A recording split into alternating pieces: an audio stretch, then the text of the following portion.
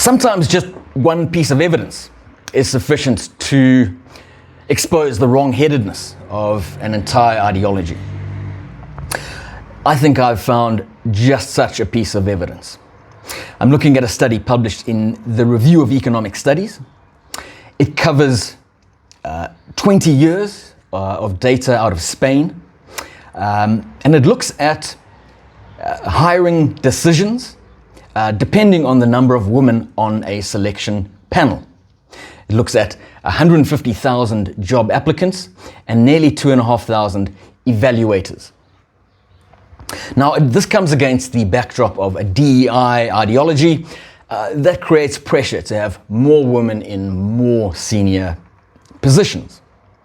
However, as the study shows, this runs aground when it meets reality. Two findings from this study.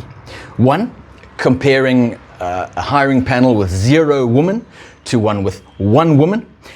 The panel with 1 woman makes it 16% more likely that a male will be hired. And it gets worse. Comparing a panel with 0 women to a panel with a majority of women, it gets even more likely, over 30%, that a man will be hired. So what do we do with this information? Well, let's start with what we shouldn't do. We shouldn't further go down the route of dividing people up, man and woman, different rules, different treatment for some particular goal. I think we should address our ongoing belief that we can tinker and make policies, central policies for an entire country, set them in stone and hope that those create utopia. The evidence suggests that we can't. In fact, as with this study, we often generate the opposite result. So, how would I respond? Well, I think with freedom. I think we allow companies and entities to develop their own policies on how to establish a hiring committee. I would start with freedom and merit.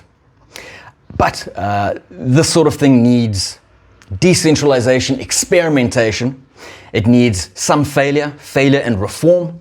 And this evolutionary process will build us towards better and better answers.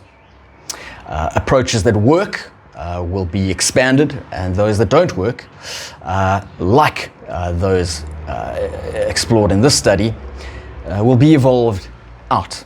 They are unfit for purpose.